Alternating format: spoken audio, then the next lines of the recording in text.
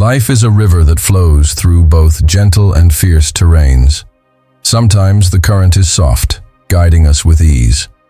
Other times, the waves crash and pull us into depths of suffering. People ask why good souls endure pain, why kindness is met with trials, and why life's burdens do not always match one's deeds. Buddhism does not offer blind assurances, but instead provides wisdom, insights that transform suffering into strength, hardship into healing, and wounds into wisdom. This journey of understanding offers peace even in pain. Lesson 1. Pain reveals. Pain is an unwelcome guest. It arrives unbidden. It often brings discomfort. Yet, within its embrace lies a hidden truth. Pain reveals our inner strength. It uncovers power we never knew existed. When life presents hardships, we feel vulnerable. We might feel weak. We might feel broken. But these moments are transformative. They are opportunities for growth. They are chances to discover resilience. Consider a tree in a storm. It sways. It bends. It endures the wind and rain. The storm tests its roots. It tests its branches. Yet, when the storm passes, the tree stands taller. Its roots have grown deeper. Its trunk has become stronger. It has learned to withstand. It has adapted. Our experiences are similar. Pain is like the storm. It challenges us. It pushes our limits. But it also strengthens us. It reveals our ability to endure. It shows us our capacity to overcome. Think about a time you faced a difficult situation. Perhaps a loss. Perhaps a setback. Initially, you might have felt overwhelmed. You might have felt helpless. But as time passed, you found resources within yourself. You found courage. You found determination. These qualities were always there, but the pain brought them to the surface. It illuminated their presence. It allowed you to tap into them. This is the power pain reveals. It is the power of the human spirit. Buddhism teaches us about impermanence. Everything changes. This includes our pain. It will not last forever. Understanding this brings perspective. It allows us to face difficulties with more equanimity. We learn not to cling to comfort. We learn not to resist discomfort. Both are transient. Both are part of the flow of life. When we embrace this truth, we find freedom. We find power. We realize that our strength is not dependent on external circumstances. It resides within us. It is always accessible. It is always growing. Pain also refines us. It burns away impurities. It strips away what is not essential. It helps us see clearly. It helps us prioritize. We learn what truly matters. We learn what we value most. This clarity is a form of power. It allows us to live more authentically. It allows us to make choices aligned with our deepest values. This journey of discovery is profound. It is deeply personal. It is empowering. When pain visits, welcome it, not with joy, but with acceptance. See it as a teacher. See it as a guide. It is showing you something important. It is revealing your inner strength. It is unveiling your capacity for endurance. It is demonstrating your limitless potential. Embrace the revelation. Embrace the growth. Embrace the power that pain unlocks. Lesson 2. Your hurt helps others. Our personal struggles often feel isolating. We might feel alone in our pain. We might believe no one understands. But this is a misconception. Our hurt, though deeply personal, can become a bridge. It can connect us to others. It can become a source of comfort. It can inspire empathy. It can even become a catalyst for healing in the world. Imagine someone who has experienced great loss.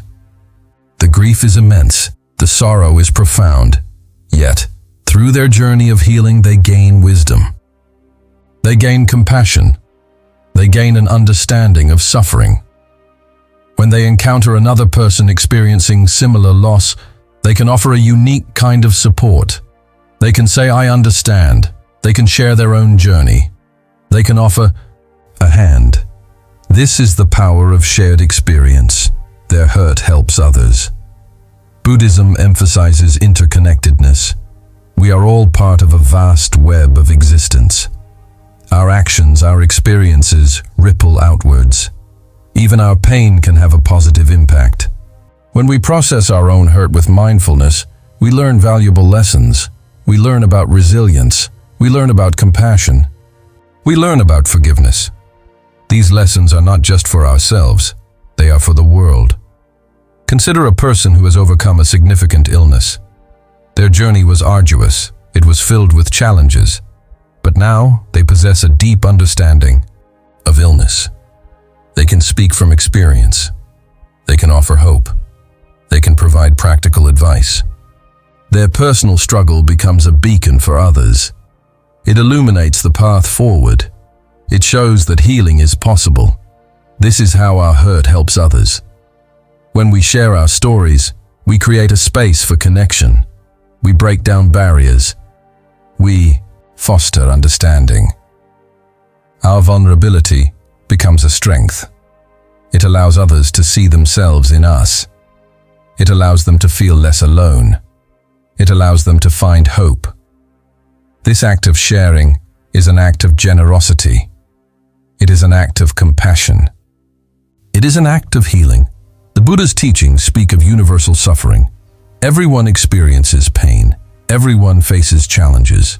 This shared human experience can unite us. When we see someone else struggling, we can recognize our own vulnerability. We can extend kindness. We can offer support. Our own experiences of hurt, no matter how difficult, cultivate this capacity for empathy. They make us more human. They make us more compassionate. Do not diminish its significance. Understand that within your struggle lies potential. The potential to connect, the potential to comfort, the potential to inspire. Allow your experiences to become a source of wisdom. Allow your pain to become a wellspring of compassion. Allow your hurt to help others. In doing so, you transform your own suffering into something meaningful. You create a positive ripple in the world. Lesson 3. Healers get wounded and strength. Draws trials. The path of a healer is often misunderstood. We imagine healers as untouched by pain. We see them as purely strong. Yet this is not the reality. Healers, those who bring comfort and relief to others, often carry their own wounds. Their experiences of pain are not weaknesses. They are sources of profound understanding. They are the forge in which their compassion is tempered. Think of a doctor who has recovered from a serious illness. Their personal journey with sickness gives them a unique perspective. They understand the fear. They understand the uncertainty. They understand the physical discomfort. This personal experience allows them to connect with patients on a deeper level. They can offer not just medical expertise, but also empathy. Their wound has made them a more effective healer. Buddhism teaches us about the interconnectedness of all beings. To truly understand suffering, one must experience it. It is through our own challenges that we develop genuine compassion. We learn what it means to be vulnerable. We learn what it means to need support. These lessons are invaluable for anyone wishing to help others. Our wounds, therefore, are not liabilities. They are assets. They are the foundation of true understanding. Strength often draws trials. This might seem counterintuitive. We might expect that being strong means avoiding difficulties. But the opposite is often true. The stronger we become, the greater the challenges we face. This is not a punishment. It is an opportunity. It is how our strength is tested. It is how it grows even further. Consider a strong tree. It stands tall against the fiercest winds. It endures the heaviest snows. It is precisely its strength that allows it to face such trials. A weaker tree might break. A strong tree bends, but does not break. It emerges from the storm even more deeply rooted. Its resilience is proven. Its strength is magnified. Our lives are similar. As we grow in strength, we attract opportunities for further growth. These opportunities often come in the form of challenges. This is not to say that suffering is sought. Rather, it is an acknowledgement of a fundamental truth. As we cultivate inner strength, our capacity to handle adversity increases. This increased capacity allows us to take on greater responsibilities. It allows us to face more complex situations. These situations, in turn, further refine our strength. It is a continuous cycle of growth. The Buddha endured many trials on his path to enlightenment. These trials did not diminish him. They strengthened him. They deepened his resolve. They allowed him to fully understand the nature of suffering. This understanding was essential for him to teach others. His own journey, with its difficulties, became the foundation of his wisdom. If you are a healer, acknowledge your wounds. They are not signs of weakness. They are badges of experience. They are the wellspring of your empathy. And if you feel strong, understand that trials may come. They are not meant to break you. They are meant to test you. They are meant to reveal the true depth of your resilience. Embrace these experiences. They are shaping you. They are refining you. They are making you more powerful.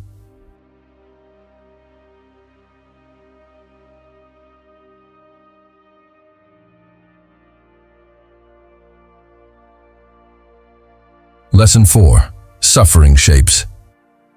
Souls. Suffering is a sculptor. It carves. It refines. It shapes the very essence of who we are. While pain is never pleasant, its presence often leads to profound personal transformation. It is in the crucible of hardship that our character is truly forged. Our souls are not static. They are constantly evolving. Suffering is a powerful catalyst in this evolution. Imagine a rough stone. It is unpolished. It lacks definition. A sculptor begins to work on it. They chip away. They smooth the edges. They reveal the beauty hidden within. The process is not gentle. It involves striking and grinding. But the result is a work of art. Our souls are like this stone. Suffering is the sculptor's tool. It removes what is not essential. It reveals our true form. It brings forth our inherent beauty. Buddhism teaches that life involves dukkha, which is often translated as suffering. This encompasses physical pain, emotional sorrow, and the dissatisfaction of life not meeting our expectations. However, dukkha is not just about discomfort. It is also a fundamental truth that motivates us to seek liberation. It encourages us to look deeper. It prompts us to understand the nature of reality. It is through acknowledging and understanding suffering that we embark on the path to awakening. Consider a person who has faced immense failure. The experience is devastating. It challenges their self-worth. It forces them to reevaluate their path. But from this low point, new insights emerge. They learn about humility. They learn about perseverance.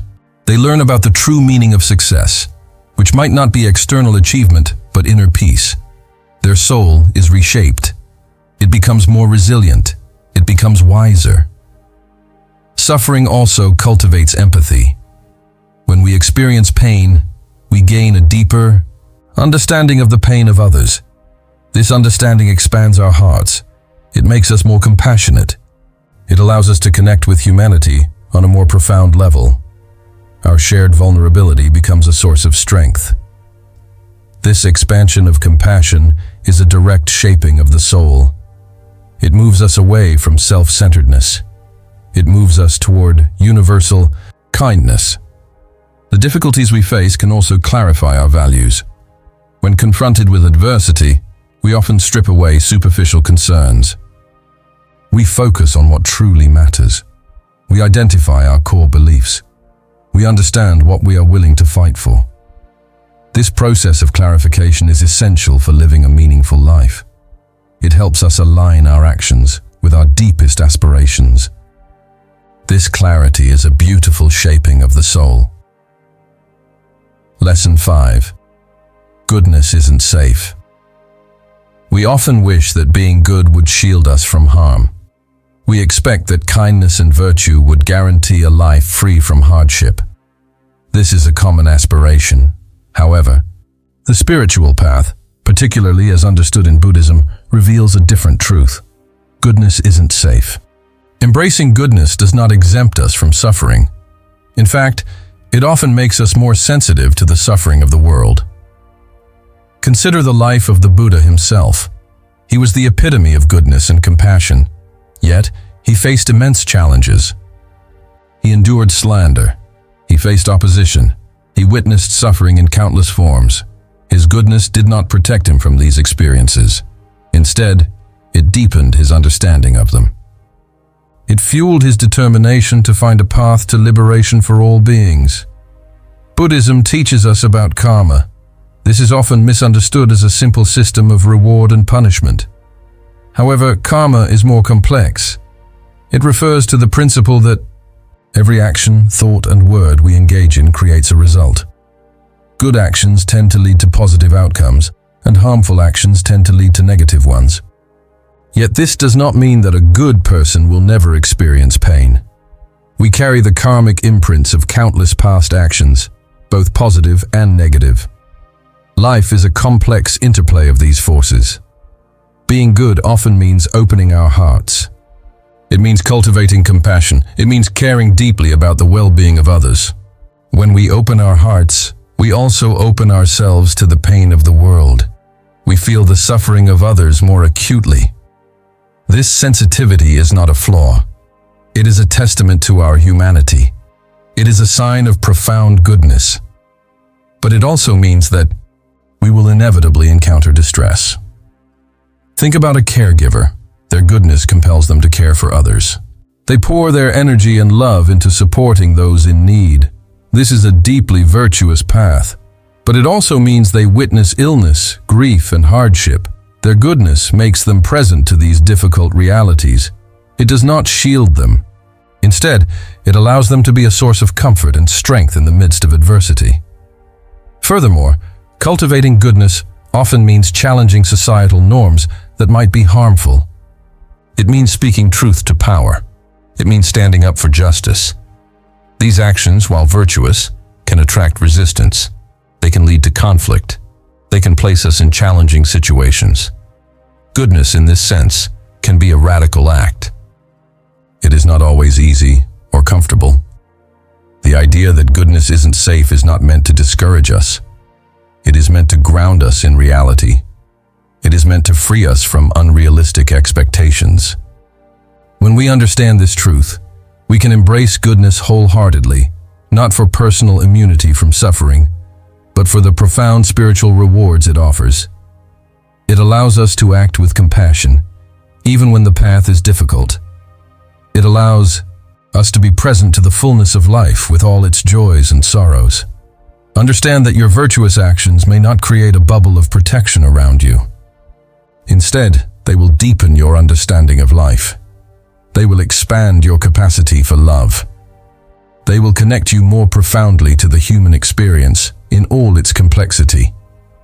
Embrace the journey of goodness, knowing that it is a path of profound meaning, even if it is not always safe. It is a path of true liberation.